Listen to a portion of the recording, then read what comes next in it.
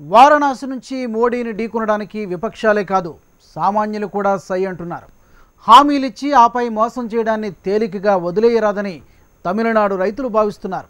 తమను నమ్మించి మోసం చేసిన మోడీని ఓడించడమే తమ ధ్యేయమంటున్నారు తమిళనాడు రైతులు.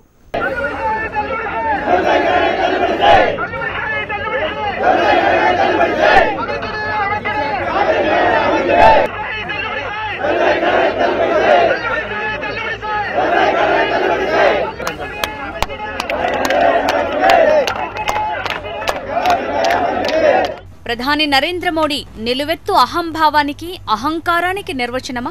పైకి నవ్వుతూ ప్రజా సంక్షేమమే తన ధ్యేయంలా కనిపించే మోడీలో బయటకు కనబడని మరో కోణం కూడా ఉందని అంటున్నారు తమిళనాడు రైతులు. మోడీ అహంకారాన్ని నేలకు దించుతామని మండిపడుతున్నారు తమిళ రైతు తంబేలు. కొన్నేళ్లుగా తమిళనాట కరువు వికృత రూపం దాల్చింది. సునామీలు, అకాల భారీ వర్షాలు అన్నీ వెరసి కరువు, దుర్భిక్ష పరిస్థితులకు దారితీశాయి. 3 ఏళ్లుగా ఇదే తీరుతో సతమతమవుతున్న తమిళనాడు రైతులు తమను ఆదుకోవాల్సిందిగా 2017 నుంచి కేంద్ర ప్రభుత్వానికి మొరపెడుతూనే ఉన్నారు.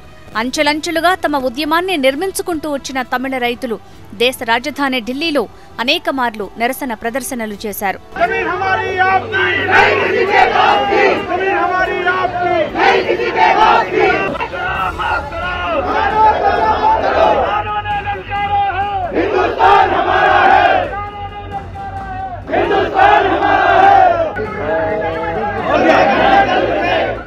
ఆమరణ దీక్షలకు దిగారు. మెడలో ఎముకలు, పుర్రెలు వేసుకుని ప్రదర్శన ఇచ్చారు.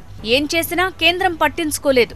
సౌత్ బ్లాక్ దగ్గర చివరకు సిగ్గు విడిచి నగ్న ప్రదర్శనకు కూడా దిగారు. అంతేకాదు తమ మూత్రం తామే తాగే నిరసన తెలిపారు. ఏం చేసినా మోడీ మనసు మాత్రం కరగలేదు.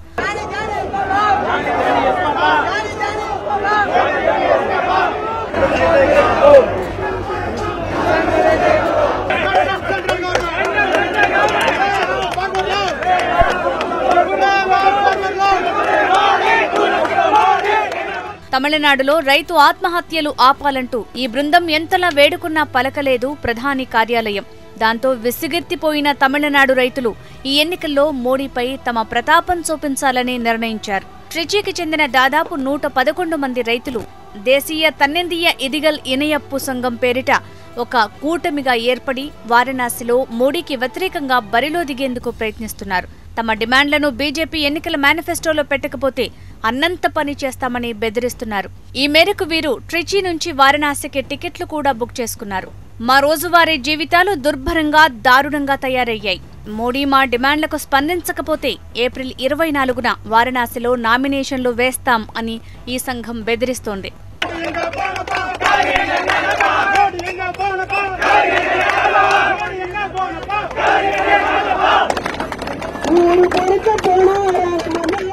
ఢిల్లీలో అన్ని రోజుల పాటు నిరసన ప్రదర్శనలు నిర్వహించినా మోడీ స్పందించకపోవటమే తాము పోటీ చేయటానికి ప్రేరణ అంటున్నారు రైతులు. తమిళనాడులో కరువు పీడిత ప్రాంతాలకు 40,000 కోట్లు మంజూరు చేయాలని అయ్యకన్ను అనే రైతు నేతృత్వంలో 2017 మార్చి మధ్యలో జంతర్ మంతర్ దగ్గర నిరవధిక నిరాహార దీక్షకు దిగారు. తొలి దశలో 41 రోజులు, రెండో దశలో దాదాపు 100 రోజులు వీరు దీక్షలకు దిగారు.